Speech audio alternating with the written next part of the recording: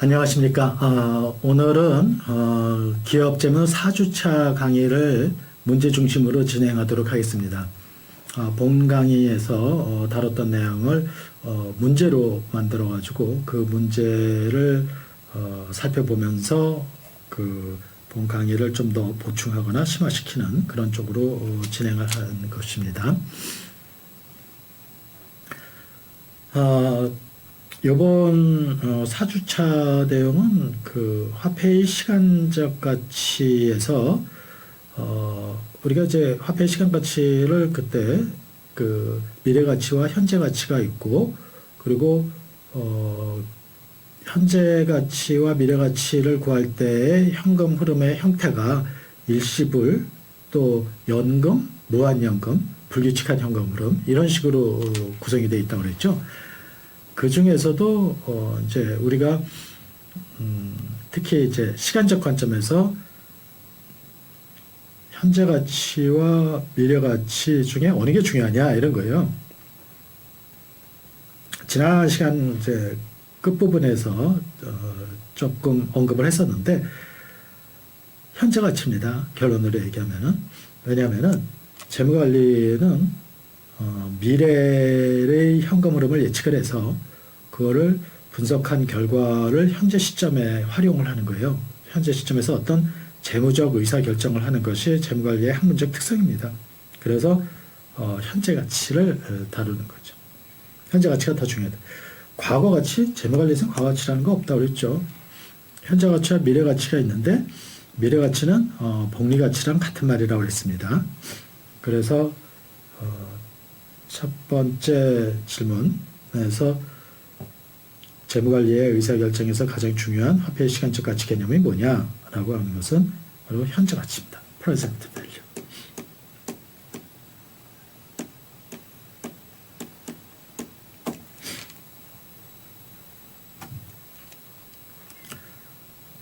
다음 중 그러면은 현재 가치를 산출하는 식의 구조는 어떻게 되냐 이거예요.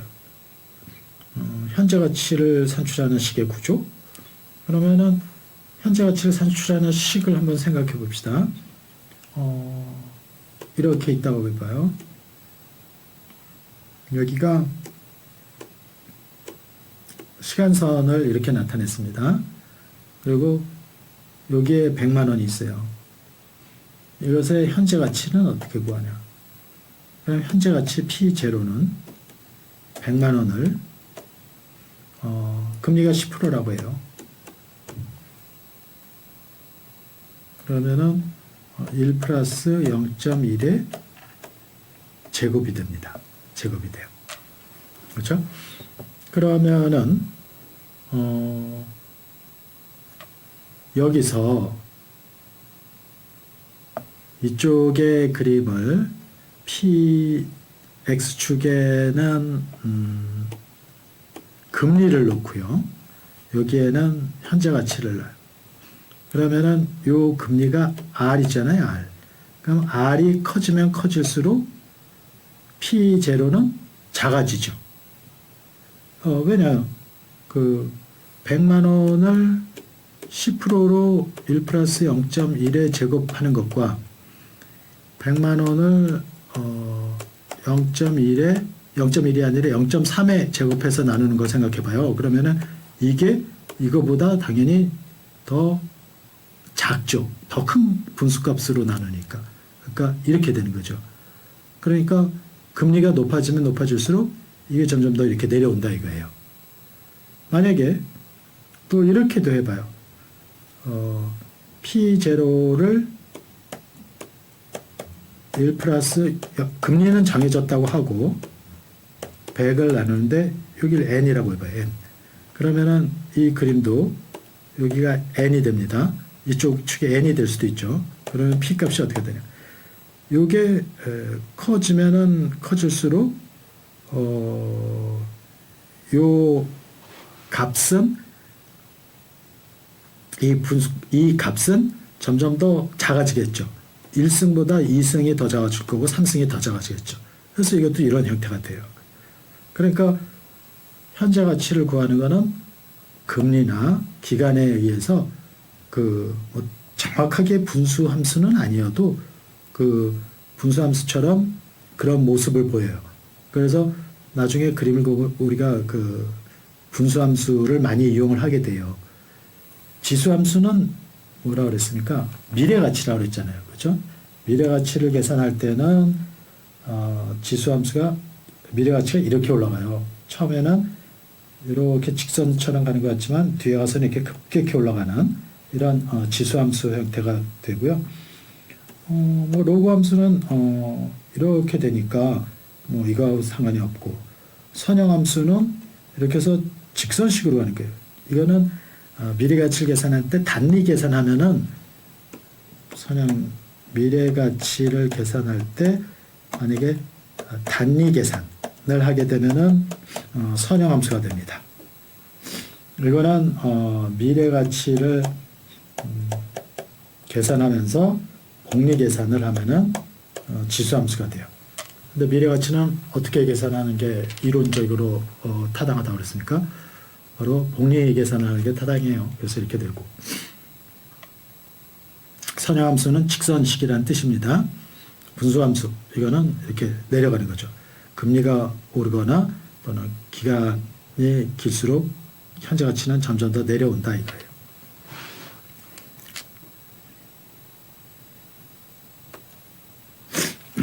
다음에 세 번째 질문을 봅시다. 다음 중 현재 가치 개념이 적용되는 세 가지 중요한 분야로 보기 어려운 것은? 우리가 그 본 강의에서 그 현재 가치 개념이 적용되는 세 가지 분야를 다뤘어요. 그렇죠?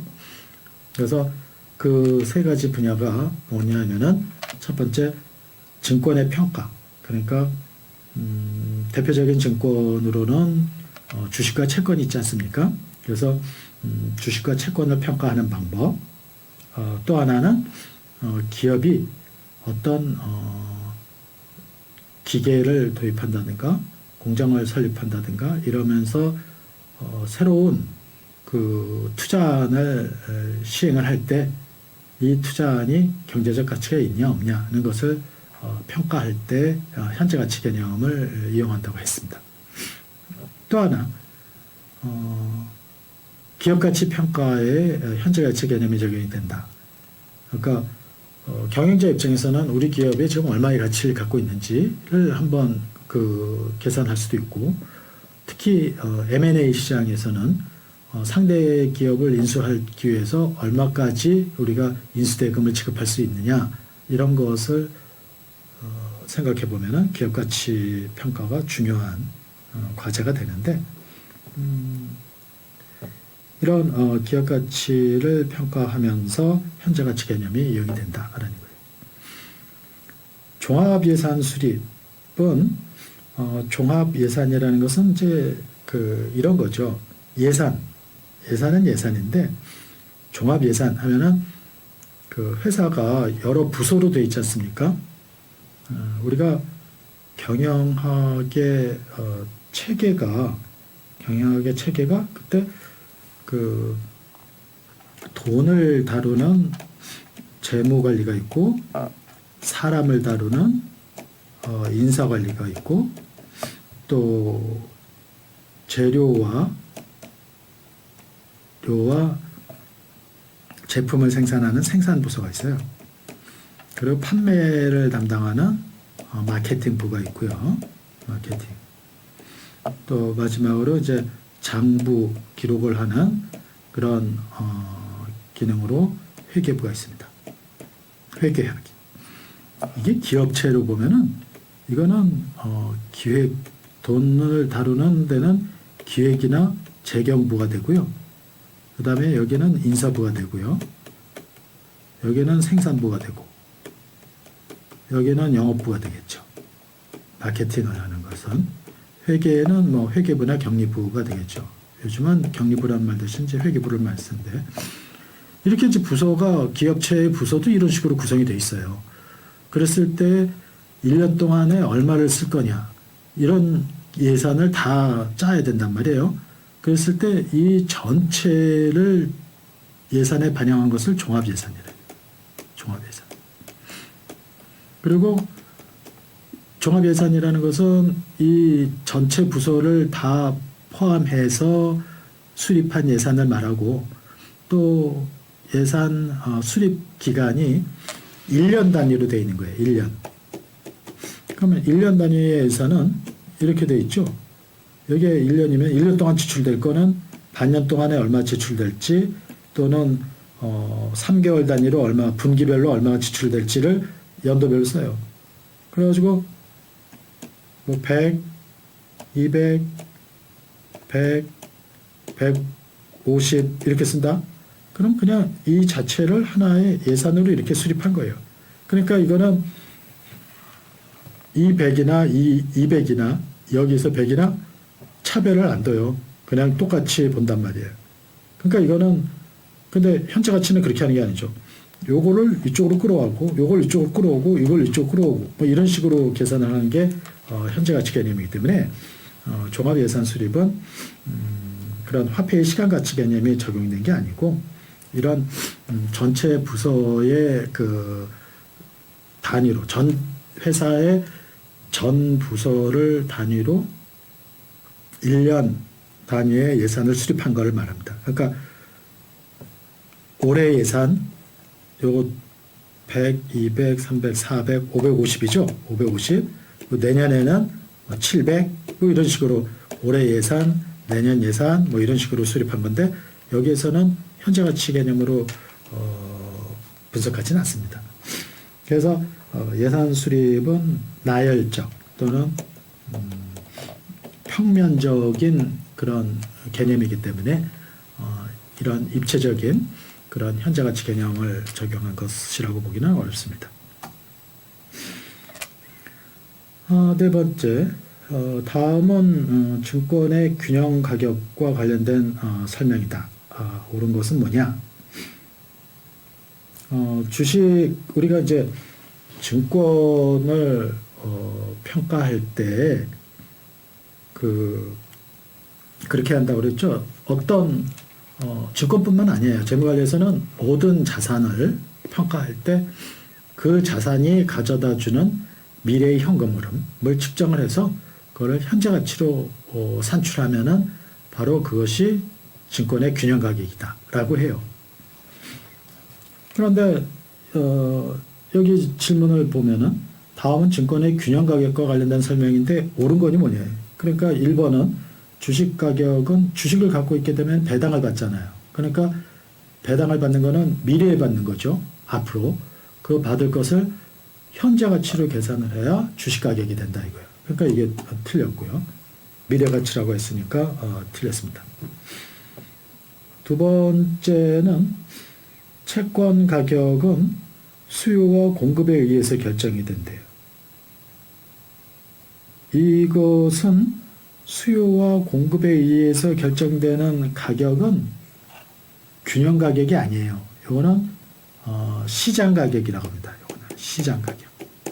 우리가 이제 좀 이따가 가격에 대한 얘기를 좀 더 자세히 할 텐데, 채권 가격은 수요와 공급에 의해서 결정된다. 이럴 때의 가격은 균형 가격이 아니고 시장 가격이다. 그래서 이것도 틀렸습니다. 주식의 현금 흐름은 무한하다. 주식은 만기가 있습니까? 만기라는 게 없어요. 왜냐하면 회사가 언제까지 갈 것 같냐? 뭐 내년에 망할 거다. 또는 5년 후에 망할 거다. 라는 것을 확실하게 알 수 있냐? 그런 거 알 수 없다. 그러면은 무한히 간다. 라고 보는 거예요.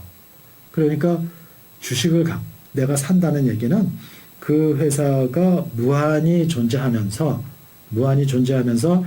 그 주는 배당을 가지고 주식의 가격을 평가해야 된다 이거예요.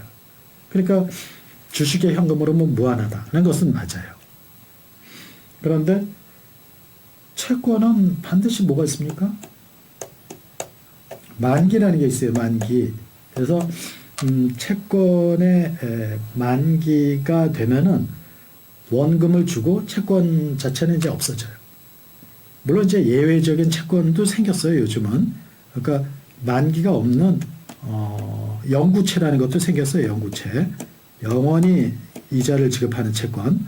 근데 이제 요거는 특별한 거고요.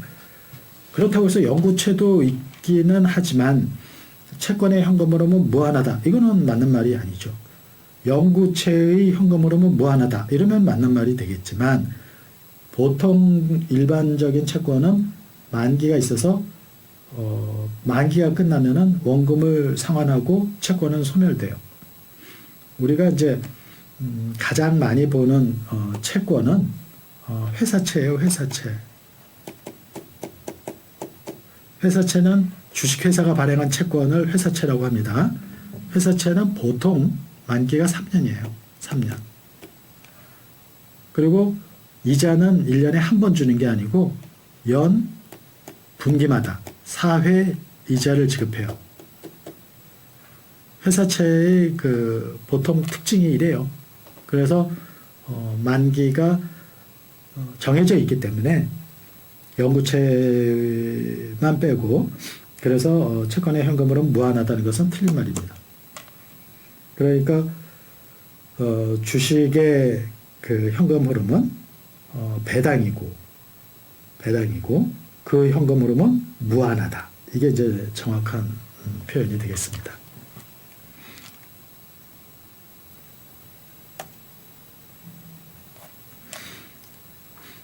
증권의 균형 가격과 시장 가격을 비교해서 설명하면 어떻게 되냐 이거예요. 아까 얘기했지만 균형 가격은 그 증권이 가져다 주는 미래 현금 흐름의 현재 가치로 계산한 것이 균형 가격이에요. 그래서 이거는 이론적 모형을 통해서 구한다고 해서 이론 가격이라고도 하고 또 그 주식이 본질적으로 갖고 있는 내재 가치다. intrinsic value라고 그래요. 내재 가치. 이게 다 같은 말이에요. 내재 가치, 균형 가격, 이론 가격. 내재, 균형, 이론 이렇게 들어갔으면은 다 이거는 이론적 모형으로 구한 거예요. 이론적 모형. 특히 그 이론적 모형은 현재 가치 모형이에요. 현재 가치 모형. 그러니까 현재 가치를 산출하는 구조로 만들어진 이론적 모형이 있습니다. 그 모형을 통해서 미래 현금 흐름의 현재 가치를 구해서 나온 것이 증권의 내재 가치, 균형 가치, 이론 가격이 되겠어요. 그것은 미래 가치로 구하는 게 아니죠. 일단 틀렸습니다. 시장 가격은 현재 가치로 구한다? 시장 가격은 아까도 얘기했듯이 이거는 이론적 모형으로 내재 가치가 구해지는 것처럼 이거는 시장의 수급에 의해서 결정이 돼요. 시장 수급. 시장 수급이 뭐예요? 시장의 수요와 공급. 그래서 시장 수요와 시장 공급, 그걸 줄여서 이제 시장 수급이라고 해요. 그래서 시장 수급에 의해서 결정되는 가격을 시장 가격이라고 합니다. 시장 가격은 현재 가치로 구한 거다 틀렸어요. 균형 가격은 현재 가치로 구한 건 그건 맞는 말이죠. 그런데 세 번째, 균형 가치와 시장 가치는 같은 값을 갖는다. 그럴까요? 그렇지 않아요. 왜냐면은 만약에 이론적 모형으로 구한 거는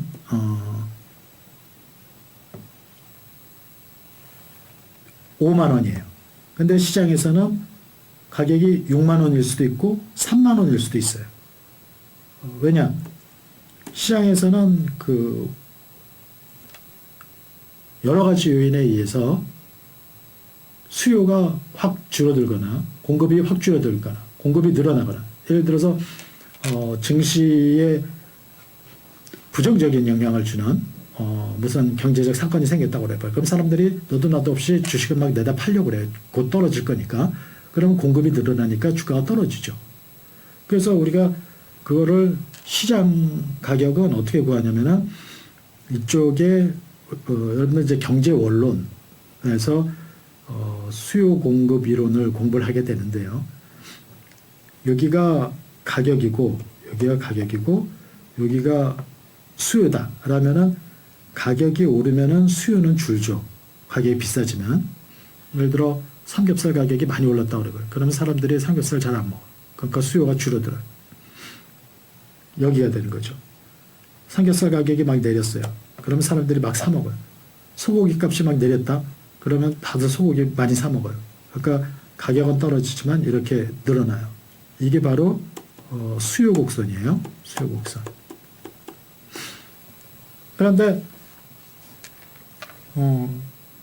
가격이 오르면은 어떤 물건을 갖고 있는 사람이 많이 내다 팔겠죠. 예를 들어 배추값이 많이 오른다라고 생각이 되면은 그 배추를 재배하는 농민들이 배추를 많이 늘려요. 그러면은 그 가격이 오를 거로 생각이 되면은 많이 시장에 공급을 하죠. 이렇게 돼요. 이렇게. 그러니까 뭐 콜라를 사람들이 많이 사 먹는다. 그러면은 콜라 가격이 오른단 말이에요. 많이 사 먹으려고 하면 수요가 늘어나니까 가격이 오를 거 아닙니까? 그러면은 콜라를 제조해서 판매하는 회사는 많이 팔려고 하죠. 그래서 이렇게 우상향하는 것은 공급 곡선이에요. 공급 곡선. 우하향하는 것은 수요 곡선입니다. 이 두 개가 만나면은 바로 여기의 가격에서 요만한 거래량이 이루어져요. 그럴 때 요거를 우리는 시장 가격이라고 하고 요거는 이제 거래량이 되는 거예요. 요거는 거래량, 여기는 시장 가격. 그런데 그 이론적 모형으로 구하는 거는 예를 들어 그 5,000원씩 계속 배당하는 주식이 있어요. 근데 그 할인율이 10%예요. 그럼 5만 원이에요. 이거는 이론적 모형을 통해서 5만 원을 구한 거예요. 그런데 시장 수요 공급에 의해서 어떤 때는 공급이 늘어요. 공급이 늘면은 이렇게 공급이 늘어나면은 가격이 떨어지죠. 공급이 이렇게 늘어요. 수요가 이렇게 늘었어요. 그럼 가격이 다시 올라요. 이렇게 되는 것처럼 수요 공급은 수요 공급이 변화되면서 시장 가격은 자꾸 변하는데 그것은 이론적 모형으로 구한 거하고 어떤 연관성이 있는 게 아니에요. 그러다 보니까 균형 가격과 시장 가격은 같은 값을 갖는다? 같은 값을 가질 수도 있지만 같은 값을 갖는다는 보장이 없어요. 그러니까 요게 틀렸어요. 이것도 틀렸네요. 그러면은 결국 답이 없다는 거죠. 여기는 답이 없어요. 그러니까 균형 가격과 시장 가치는 시장 가격, 시장 가치 같은 말인데 균형 가치와 시장 가격은 균형 가격과 시장 가격은 같은 값을 갖는다. 같은 값을 가질 수도 있지만 항상 같은 것은 아닙니다.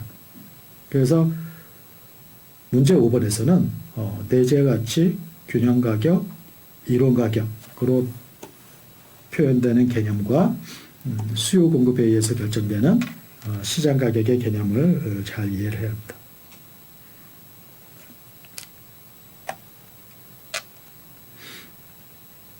여섯 번째 질문은 어떤 겁니까? 주식의 균형 가격을 구할 때에는 무한연금의 현재 가치를 이용한대요.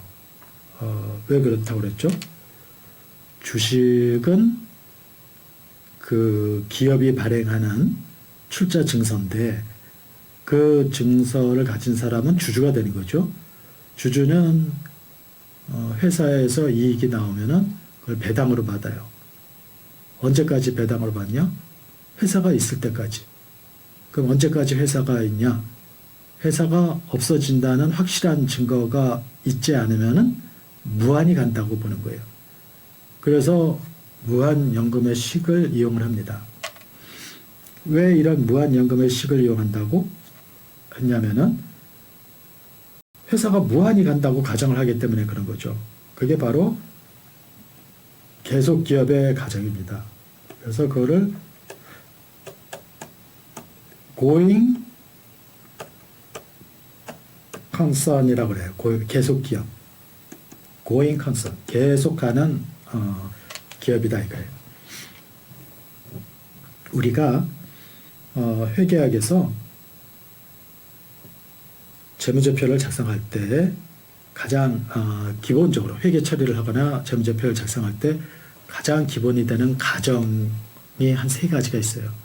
그거를 회계 공준이라고 하는데 첫 번째가 회계 실체의 가정이에요. 그러니까 무슨 말이냐면은 기업은 기업 자체로 하나의 회계 단위로 존재를 한다는 거예요. 이게 하나의 법인격, 인격으로 존재한대요. 내가 회사 사장이야.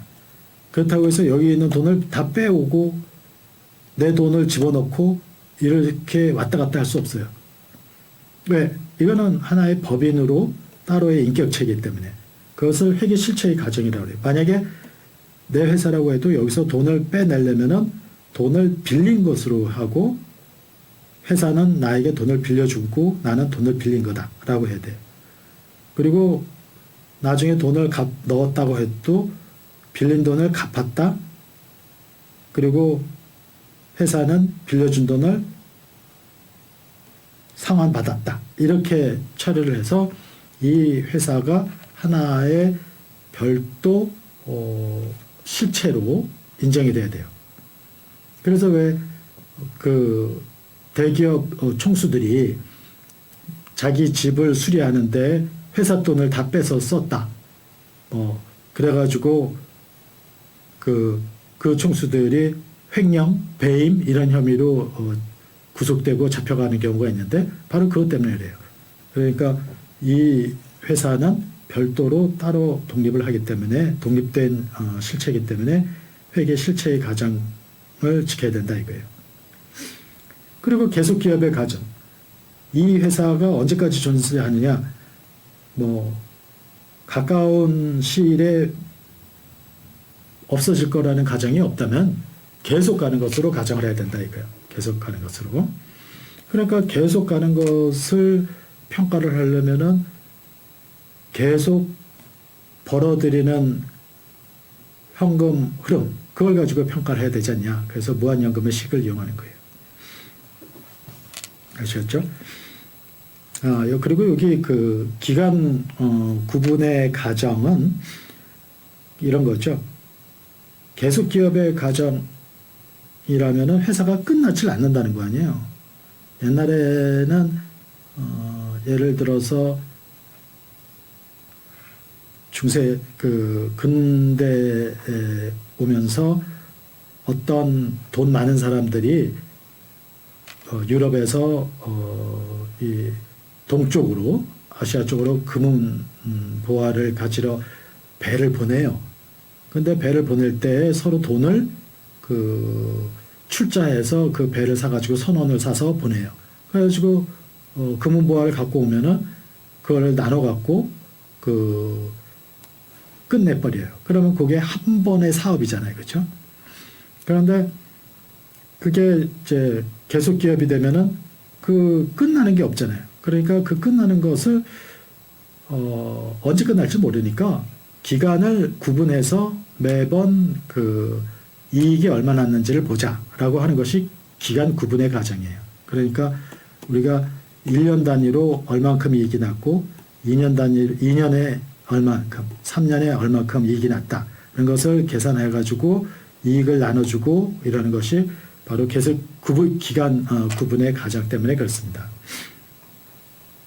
결국 기간 구분의 과정은 요 계속 기업의 과정 때문에 생긴 거예요. 아무튼 무한연금의 식을 이용하는 것은 계속 기업의 과정 때문이다 라는 설명을 드리겠습니다.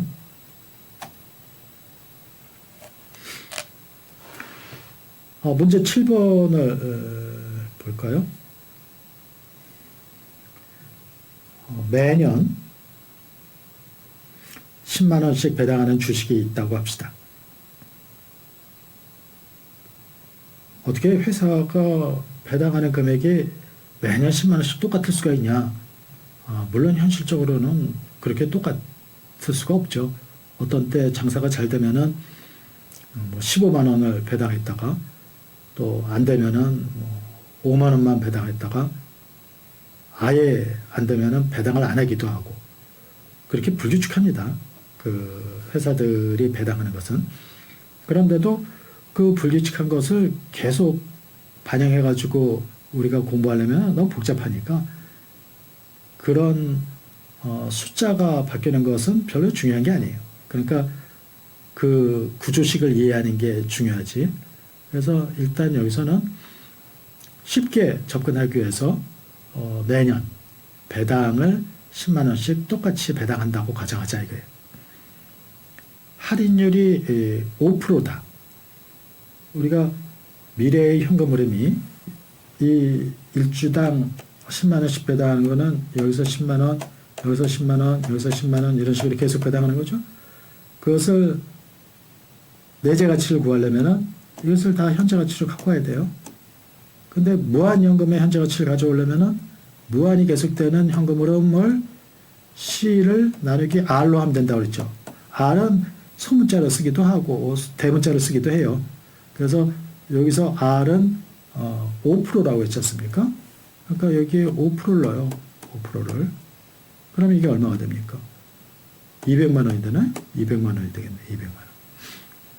그러니까 이 주식의 균형 가격은 내재 가치는 얼마냐 이거예요. 200만 원이다 이거예요. 우리가 무한등비급수는 S는 1-R분의 A다 라고 했잖아요. 그런데 이거를 그 무한연금에 적용을 해보니까 최종적으로 C 나누기 R 이렇게 구해진다고 그랬잖아요. V 이거는 value의 value. 그래서 V는 C 나누기 R 이렇게 구해진다고 그랬죠. 그러니까 요 식을 그대로 쓴 거예요. 그 10만 원을 5%로 나눠서 200만 원. 자, 그러면은 한번 질문을 해보겠습니다. 이 회사의 그 지금 시장 가격은 그러면 200만 원이다. 맞는 말이에요? 그렇지 않죠? 틀린 말이에요. 시장 가격이 200만 원일지 아닐지는 몰라요. 그거는 시장 수급에 의해서 결정이 되는 거예요. 시장 수급에 의해서. 그래서 만약에 시장 가격은 150만 원이다 라고 해봅시다. 지금 150만 원에 거래되고 있어. 실제 내재 가치는 200만 원짜리가 150만 원에 거래되면 사야 돼요? 팔아야 돼요? 200만 원짜리가 150만 원에 거래된다. 그럼 사야 되죠. 그러면은 주식을 사는 거예요. 그래가지고 사람들이 사기 시작을 하면은 수요가 늘어나니까 150만 원에서 점점 더 올라가겠죠. 그래서 200만 원이 되고 예를 들어 230만 원이 됐다고 해봐요. 그러면은 230만 원이 되면은 내재 가치는 200만 원인데 230만 원이 됐어. 그럼 너무 비싸게 됐잖아요. 그럼 이거 너무 과대평가됐다 라고 해서 사람들이 이제는 다시 팔아요. 그래서 또 내려간다. 그러다가 200만 원이 되면은 딱 멈춰지는 거죠. 그래서 요 내재 가치에 비해서 시장 가격이 더 낮으면은 시장에서 과소평가되어 있기 때문에 매입을 해야 된다라고 봅니다. 그러면 200만 원짜리를 150만 원에 사니까 50만 원만큼 이익을 얻게 되는 거고요. 여기에 230만 원이 된다고 하면은 내재 가치보다 30만 원이 더 비싸니까 요거는 과대평가됐다고 그래요. 그러니까 과대평가된 주식은 팔아야 돼요. 그러니까 가지고 있는 과대평가 주식은 팔고 과소평가된 주식을 사야죠. 이렇게 주식 투자를 해나가는 것을 가치 투자라고 그래요. 가치 투자.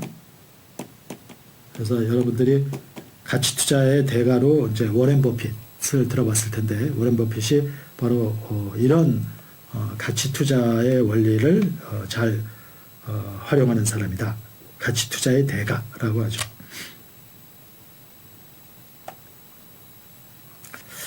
주식에 대한 얘기는 했고요. 이번에는 이제 좀 전에 한 것은 증권, 우리가 현재 가치 개념을 이용하는 사례로 적용 분야로 세 가지를 공부를 했지 않습니까? 그 본 강의에서. 그래서 증권, 그리고 실물 투자, 그리고 기업 가치 평가. 그런데 증권에는 주식과 채권이 있지 않습니까? 그래서 지금 좀 전에 주식을 살펴본 거예요. 문제 7번에서는 주식 얘기를 하죠. 그래서 주식의 얘기를 한 거고, 그리고 이렇게 주식을 평가할 때 배당으로 이 주식을 평가하는 것을 우리가 뭐라고 한다 했어요? 배당 평가 모형이라고 한다 했죠. 배당 평가 모형. 배당 평가 모형이라고 합니다. 이번에는 증권의 또 중요한 채권. 그러니까 증권은 주식과 채권이 있다라고 이해를 하시면 돼요. 나중에 이제 고학년 가면은 파생증권 이런 공부도 선물 옵션 이런 것까지도 하게 되는데 여기서는 기초적인 단계로 그 주식과 채권만 얘기하도록 합시다. 우리가 그 맨 뒷부분에서는 선물 옵션을 좀 간단하게 다루게 될 거예요. 일단 채권이 어떤 채권이 있냐 했더니 채권은 항상 만기가 있다고 그랬죠. 그래서 만기가 3년이래요. 그러니까 지금부터 그 채권을 갖고 있게 되면 3년 후에 돈을 받는데 얼마를 받냐면은 100만 원을 받는다. 그러니까 채권은 이렇게 보면은 금액이 적혀 있어요. 100만 원 이렇게. 그리고 만기가 3년. 이러면 3년 후에 이걸 갖고 있는 사람한테 3년 후에 100만 원을 준다. 이런 거예요. 그러면 만기까지는 이자는 어떻게 주냐? 그 이자를 주기로 하는 것이 얼만큼의 이자를 주기로 약속을 한 것이 바로 액면 이자율이에요. 액면 이자율이 10%입니다. 10%. 보통 이자율은 연 단위로 표시돼요. 그러니까 여기에 연 정확하게 표시하면 이제 연 10%다라는 거죠. 아까 설명할 때 회사채의 경우에는 분기 단위로 연 4회 지급한다고 그랬잖아요. 현실은 그런데 우리가 이제 교과를 공부할 때는 교과 내용에서는 그냥 연 한 번만 지급한다고 가정을 해요. 그 4번 지급하는 거 다 계산하려면 힘드니까 연 10%다. 그래. 그러면은 이자는 어떻게 준다는 거냐? 이런 거죠. 그거는 액면 금액과 액면 이자율을 곱해서 이자 지급액을 결정을 한다는 겁니다. 자, 일단은 이런 채권이 있다고 하고 이 채권이 가져다주는 미래의 현금 흐름을 나타내 보세요. 3년 있다고 그랬죠. 그러니까 시간선을 나타내요. 이렇게 현재, 내년, 후년, 3년 이렇게.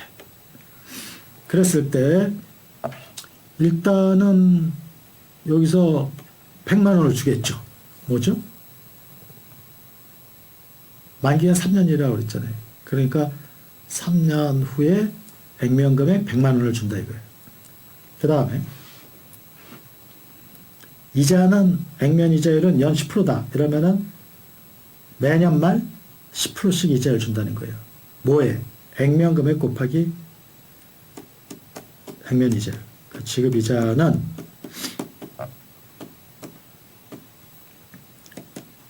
액면 금액 곱하기 액면 이자율이에요.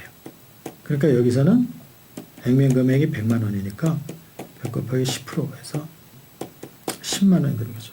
이거를 1년에 몇 번? 한 번. 연 10%라고 했으니까. 그러니까 여기서 10만 원 주고 여기서 10만 원 주고 여기서 10만 원 주는 이런 현금 흐름이 바로 이 채권이 가져다 주는 현금 흐름이 되겠습니다. 이게 1번에 대한 답이 되는 거고요. 두 번째, 그리고 할인율이 액면이자율과 똑같이 10%라면은 채권의 균형 가격은 얼마가 되는가 계산해 보자. 아까 주식은 갖고 있으면은 배당만 주잖아요. 그러니까 배당의 현재 가치만 계산하면 돼요. 그런데 채권은 여기서 보듯이 요거는 원금이고요. 요거는 이자예요. 원금과 이자의 현재 가치, 원금과 이자를 준단 말이에요. 그러니까 채권의 균형 가격을 구하려면은 원금의 현재 가치에다가 이자의 현재 가치를 더해야 돼요. 아시겠죠? 그러면 3년 후에 들어오는 원금의 현재 가치는 어떻게 계산합니까? 100만 원 플러스 여기 할인율이 10%라고 그랬죠. 0.1에 3승. 이게 원금의 현재 가치가 되고요. 이자의 현재 가치는 3번 연금이 들어오는 거네요. 그러니까 11, 요거는 1년 후에 들어오는 거니까 1.1에 1승. 요거는 2년 후에 들어오는 거니까 1.1에 자승. 요거는 3년 후에 들어오는 거니까 1.1에 3승. 해서 요걸 다 더해요. 요걸 다 더하고.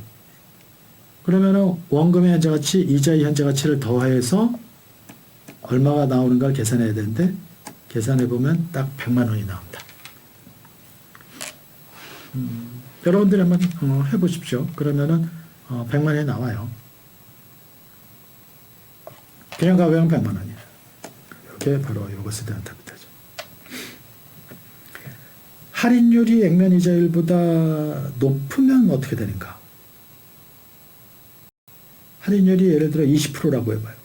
그럼 0.1이 아니고 여기에 0.2가 되는 거예요. 0.2, 1.2, 1.2, 1.2. 자, 그러면은 여기에 0.2를 넣었을 때 이 현재 가치가 100만 원인데 20%를 넣게 되면은 이게 100만 원보다 커지겠습니까? 작아지겠습니까? 할인율이 액면 이자율보다 높다면, 그러니까 할인율이 20%고 액면 이자율이 지금 10%잖아요. 액면 이자는 바뀔 리가 없어요. 그 채권에 딱 찍혀 있기 때문에. 그런데 할인율이 액면 이자율과 같으면은 이게 두 개가 이 채권의 가격이 딱 100만 원이 된다고 그랬단 말이에요. 그런데 할인율이 액면 이자율보다 높다면은 이게 0.1에서 0.2로 바뀌는 거예요. 분모가 더 커지니까 분수값은 어떻게 되겠어요? 더 작아지죠. 한번 여러분들이 20%에서 계산을 해봐요. 그러면은 100만 원보다 작은 금액이 됩니다. 100만 원보다 작은 금액이 돼요. 할인율이 예를 들어서 5%라고 해봐요. 5%. 그러면은 5% 여기에 10%를 넣었을 때에 100만 원인데 10%보다 작은 5%를 넣게 되면은 분수 함수에서 분모값이 작아지는 게 되잖아요. 분모값이 작아지면은 분수값이 올라가게 된단 말이에요. 그래서 할인율이 액면 이자율보다 작다면 어떻게 되는가? 그때는 100만 원보다 높은 금액으로 균형 가격이 산출이 된다는 얘기입니다.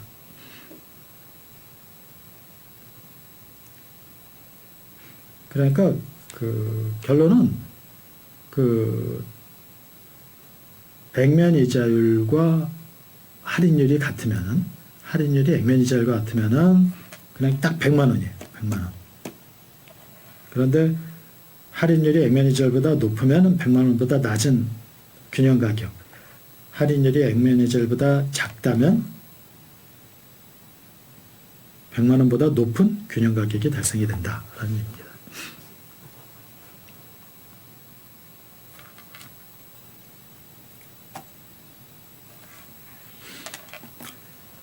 지금 두 가지 살펴본 거는 증권 가격에 대한 얘기를 한 거고요. 이제 문제 9에서는 실물 투자와 관련된 얘기를 하는 거예요. 그러니까 경영자는 여기서 일단 예제를 봅시다. 100억 원을 투입해서 빌딩을 지으면 내년에 121억 원의 매각을 할 수가 있대요.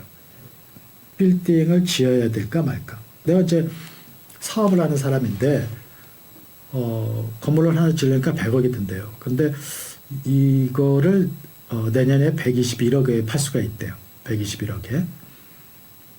빌딩을 지어야 되냐 말아야 되냐. 자, 121억이고 100억이면 21억 이익이 나니까 지어야지. 이렇게 생각하면은 그거는 뭘 생각하는 거예요? 화폐의 시간적 가치를 생각 안 하는 거예요. 그러니까 봅시다. 여기서 100억이 나가고 여기서 121억이 들어오는데 지금 나가는 돈은 여기서 나가는 거고 들어오는 돈은 1년 후에 들어온다 이거야. 그럼 121억에서 그냥 100억을 빼서 21억이 들어온다라고 생각을 하면은 이때의 이론과 이때의 이론을 똑같이 본다는 거 아니에요. 그러니까 이거는 화폐의 시간적 가치를 고려하지 않는 거예요. 이거는 회계학에서는 그 손익계산서를 작성할 때 이렇게 작성을 해요. 그러니까 1월 1일 날 100억이 나갔고 12월 31일 날 121억이 들어왔으면은 21억 이익이 났다라고 하죠. 근데 재무관리에서는 그렇게 안 해요. 왜냐면은 이때의 이론과 이때의 이론은 화폐 가치가 서로 다르다. 그러니까 이렇게 하면 안 된다 이거야. 이런 자료에서 빌딩을 지어야 되냐 말아야 되냐. 짓는 것이 이익이다. 짓는 것은 손해이다. 할인율에 따라서 다르다. 답이 없다. 어떤 게 맞을 것 같습니까? 자, 121억이 들어와도 돈이 나가는 건 현재 시점이잖아요. 그러니까 요 121억을 돈이 나가는 이 시점과 같은 기준 시점으로 현재 가치를 구해야 돼요. 아니면 이렇게 할 수도 있죠. 121억 원이 1년 후 시점이니까 현재 지출되는 100억을 1년 후 시점으로 평가를 해요. 그래서 이거랑 비교해야 하는 거죠. 이렇게 평가 시점이 다를 경우에는 평가 금액을 비교 가능하게 하기 위해서 뭐를 알아야 된다고 그랬어요? R. 금리를 알아야 돼요. 할인율. 그러니까 만약에 금리가 10%라고 해봅시다. 금리가 10%. 그러면은 1년 후에 우리가 좀 전에 얘기한 것처럼 121원의 현재 가치를 구해서 현재 시점에서 나가는 100억과 비교할 수도 있고 그걸 먼저 해봐요. 그러면은 121억 1년 후에 들어오는 것의 현재 가치는 1 플러스 0.1입니다. 1 플러스 0.1. 그리고 여기에서 100억, 이것과 100억을 비교해야죠. 요거는 1년 후 121억 원이 들어오는데 현재 시점에서 평가하면은 이렇게 되는 거예요. 그리고 현재 시점에서 100억이 나가니까 이거는 조정할 필요가 없죠. 그러면은 이거는 얼마가 됩니까? 110이 되겠네요. 그렇죠? 110. 그러면은 빌딩의 내재 가치는 110억인데 빌딩을 사는 데는 100억이 든대요. 빌딩을 사는데. 그럼 어떻게 해야 되겠습니까? 해야죠. 빌딩을 지어야 돼요. 짓는 것이 이익이다? 그렇게 말할 수가 없습니다. 여기에는 금리 얘기가 없잖아요. 그러니까 할인율 얘기가 없으니까 여기 이 상태에서 이 정보만 가지고 짓는 것이 이익이다 손해다는 말할 수가 없어요. 10%일 때는 10%일 때는 이게 110억이 되니까 요것보다 10이 더 크잖아요. 그러니까 이때는 투자를 해요. 오케이.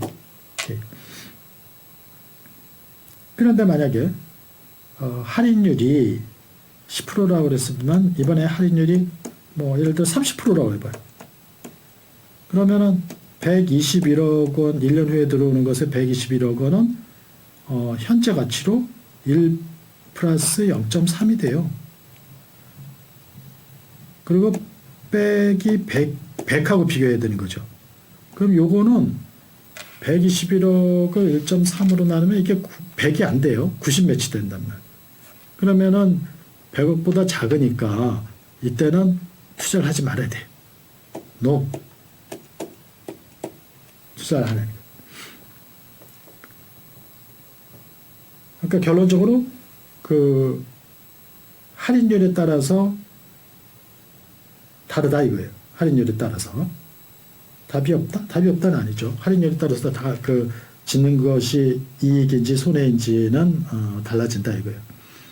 그러니까 금리가 높으면은 높을수록 그 투자의 가치는 떨어지는 거죠. 그렇죠? 10%일 때는 투자의 가치가 있었는데 30%가 되니까 투자의 가치가 없잖아요. 그래서 이때의 할인율 10%를 자본 비용이라고도 해요.